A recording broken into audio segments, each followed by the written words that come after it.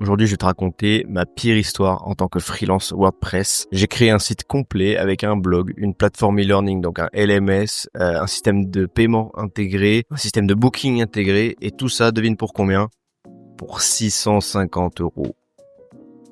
Et encore, le devis de base, il était à 500 balles. Donc là, je sais ce que tu me dis. Tu te dis, mais Maxime, t'es complètement zinzin. Qu'est-ce qui t'a pris de payer, de mettre aussi peu cher? Bah, t'as complètement raison. Mais ce projet, il m'a appris 3 leçons ultra importantes qui m'ont fait gagner des milliers d'euros par la suite et des mois de développement au final. Alors, tout commence il y a quelques années quand je débute vraiment ma carrière de freelance WordPress. Et donc là, une connaissance me contacte. Donc déjà, première erreur, mais ça, on va y revenir. Elle me décrit ses besoins. Donc elle me dit, voilà, moi, j'ai vraiment besoin d'un truc ultra basique, ultra simple, pas de chichi, un truc moderne, joli, machin. La classique, vraiment, tu sais, c'est le fameux site basique classique. Donc moi, très jeune freelance, plein d'énergie, je me dis ouais, let's go, je suis chaud. En plus c'est une connaissance et tout, donc ça régale. Donc je lui fais un petit devis vague parce que ça reste une connaissance, donc je lui fais un peu un truc à la va-vite. Je marque, genre, il me semble que je marque site internet assez basique avec genre 4 pages, un truc comme ça. Je mets pas grand chose de plus en fait. Je parle pas des fonctionnalités, etc. Voilà, je me lance, je crée son site. Bon, ça se passe plutôt bien. Hein. Je le crée avec Elementor.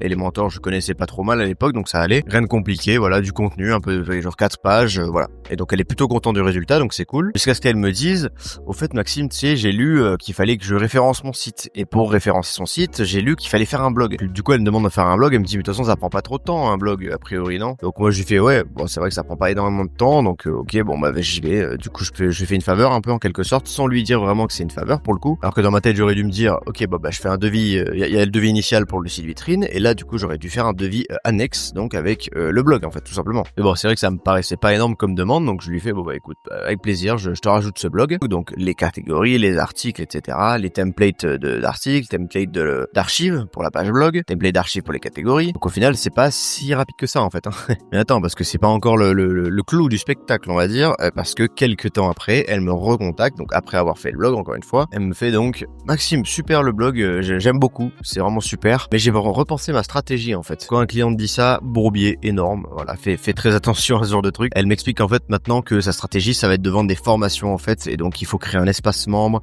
il faut créer des formations en ligne, bien évidemment, il faut créer un système, faut intégrer un système de paiement parce que ces formations en ligne elles sont payantes. Donc là, si on fait le récap, on passe d'un site vitrine basique à un LMS complet. Donc pour ceux qui savent pas ce que c'est qu'un LMS, c'est un Learning Management System.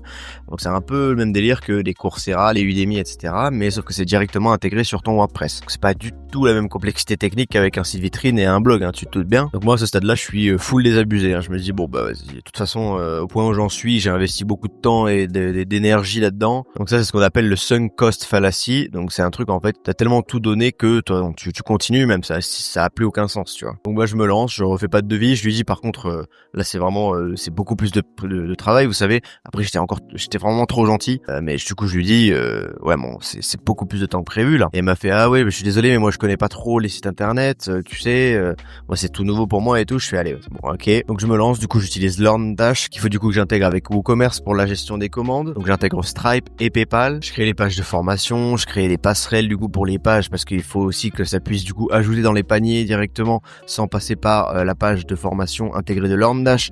Bref, c'est un bordel pas possible. Au niveau complexité technique, c'est vraiment complexe parce que c'était pas prévu de base en fait. Mais attends, parce que c'est toujours pas fini. Quelques jours plus tard, donc je suis en train de bosser sur ce truc-là et tout, et elle me fait ah ouais non en fait j'ai une idée, j'aimerais ajouter un système de booking intégré en fait à ça, donc intégré à mes formations en ligne pour qu'il puisse booker aussi des rendez-vous avec moi. Donc en gros, si quelqu'un achète une formation, il faut qu'il puisse booker ou inversement, il faut qu'il puisse booker puis acheter une formation mais que ce soit sur le même espace membre et tout. Bref, techniquement, c'est un bourbier, surtout que c'était il y a genre 5 ans, donc c'était encore moins développé, j'ai envie de te dire, les LMS.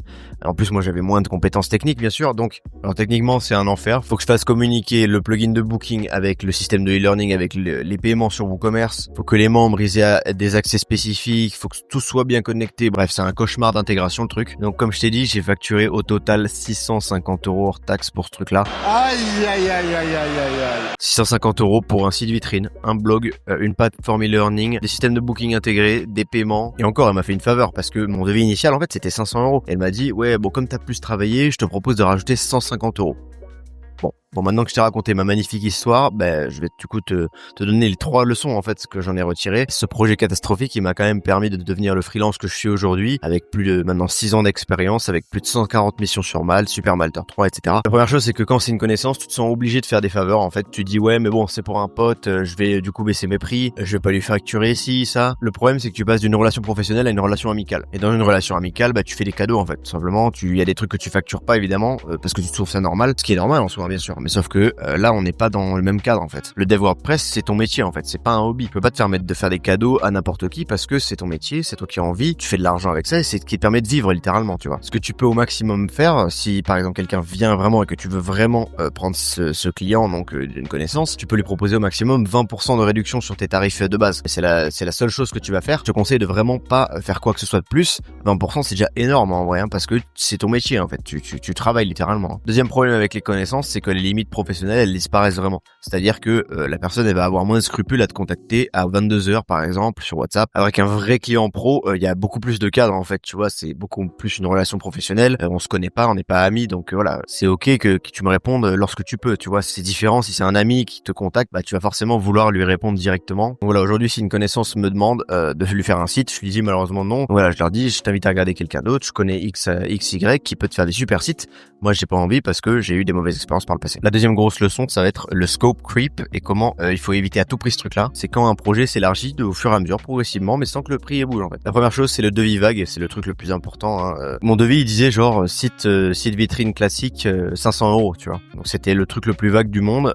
Du coup, ça laisse la porte ouverte à plein de dérives. Elle y connaissait pas grand-chose, donc forcément quand elle demande un blog, du coup pour elle c'est ok, tu vois. En gros, elle me demande un blog, il dit ouais, mais ça fait partie du site du coup. C'est un site web toujours, c'est dans le site web, donc c'est ok. Pareil pour l'e-learning, tu vois. Ouais, ça fait partie du site web. Voilà. Bon, t'as compris. Tu peux tourner ça un petit peu comme tu veux. La deuxième chose, c'est que au lieu de te demander tout d'un coup un gros projet, donc avec tout ce que ça implique, et que toi du coup tu vas faire un gros devis, du coup elle va te demander tranche par tranche. Voilà, des petits trucs à ajouter au fur et à mesure. Elle le fait pas forcément de façon mal intentionnée parce qu'elle y connaît pas forcément grand chose cette personne. Mais le truc ça se compound. Donc tu fais juste juste un blog, tu fais ok, pas de souci. Juste un site e-commerce au final, juste avec un produit, tu fais bon ok. Juste un booking en plus. Ok, parce qu'au fur et à mesure, du coup, ça se comporte, mais vu que c'est pas tout d'un coup, du coup, limite, t'es plus enclin à accepter presque les faveurs. En gros, t'as fait genre 4 projets en un, mais du coup, tu peux pas vraiment identifier le moment où tu aurais dû dire non, parce que chaque demande, elle paraît plutôt raisonnable, tu vois, au final. Donc, du coup, la dernière chose, c'est de dire oui par épuisement, en fait. T'en as trop marre, t'as juste envie que le projet se termine, donc tu dis oui à tout par épuisement. T'as déjà tellement perdu de temps et d'énergie que, du coup, tu fais tout pour rentabiliser au maximum ce que t'as déjà perdu. Maintenant, on arrive à la partie la plus importante pour ne plus jamais revivre ça. Qu'est-ce que je fais maintenant? La première chose, ça va être un devis ultra détaillé. Donc mes devis aujourd'hui, ça va être 2-3 pages, tu vois, par exemple, avec des trucs qui sont ultra détaillés. Donc je liste chaque fonctionnalité précise. Donc par exemple, page d'accueil avec X, Y section. Donc la section hero banner, la section fonctionnalité, la section feature, la section témoignage, la page à propos avec une timeline par exemple, une timeline animée, une page de contact avec un formulaire à 6 champs par exemple, avec un captcha, une heure de formation que tu vas comprendre pour l'admin, la maintenance offerte, tu vas pouvoir la mettre dans ton devis. Tu vas offrir une maintenance de 1 mois par exemple, tu le mets quand même. Du coup, ça ajoute du contenu sur ton devis. Et également, j'ai une section qui dit ce qui n'est pas inclus dans le devis. Donc, ce qui n'est pas inclus, ça va être par exemple un blog avec des systèmes d'articles, etc., des systèmes de catégories, un espace membre, un système de paiement, une intégration tierce avec un CRM, un système de booking comme Amelia ou quoi. Et donc, si la personne me demande un truc qui n'est pas inclus dans le devis, et tout simplement, je vais lui faire un devis annexe. La dernière chose, c'est de ne pas être trop gentil. Faut que tu apprennes à dire non. Maintenant, si un client me demande en cours de projet un truc qui n'est pas compris dans le devis, je lui dis, ok, je comprends tout à fait ton besoin. Par contre, cette fonctionnalité, elle est pas comprise dans le devis, ça va m'ajouter beaucoup de temps de travail, donc il faut tout simplement faire un nouveau devis si tu souhaites cette nouvelle fonctionnalité, c'est normal, c'est mon travail, donc je peux te faire un devis additionnel si tu le souhaites. Comment tu veux qu'on travaille? Est-ce qu'on peut se faire un point si tu veux pour en discuter? Voilà, je reste ultra sympa, tu vois, bien sûr, mais par contre je lui propose un devis, je lui vais pas lui ajouter quoi que ce soit gratuitement. Si tu veux cartonner sur Malte, t'as toujours mon guide PDF en description, il coûte seulement 39 € et si tu l'appliques, je te garantis qu'il va te faire gagner des milliers d'euros en clients sur Malte. T'as également mes checklists gratuites, donc ma checklist de sécurité, ma checklist e-commerce que tu vas pouvoir trouver. Et nous on se retrouve très vite pour ma prochaine vidéo. Ciao.